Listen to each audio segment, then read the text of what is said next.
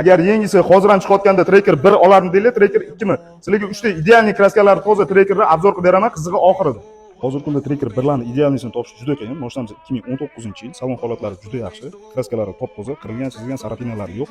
Probegi o'zini halol probegi 100 ming.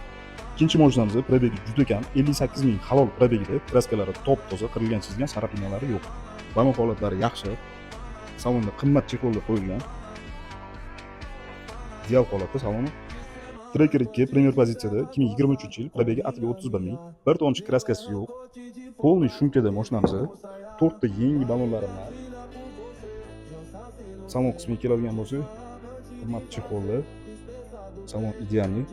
Hamma plastmassaviy detallari aquaprint qilingan. Eng qiziq joyi har doimgidek boshlanish to'lovi va oylik to'lovlarda e'tibor etamiz. Uchala mashinamiz ham aksiyada. Birinchi mashinamiz 2019 100 ming probekda $2600 bilan chiqadi. Ikkinchi mashinamiz juda ideal 58 ming probekda $2700 bilan. Tracker 2miz 31 ming probek 2023-yil, boshlanish to'lovi $3400 bilan. Oylik to'lovlari ikkala Trackerimizga 5 million 300 ming so'mdan chiqadi. Tracker 2mizga 6 million 200 ming so'mdan chiqadi. Uchala mashinamizning ham 3 soat ichida bitta pasport evaziga bemalol olib ketsanglar bo'ladi.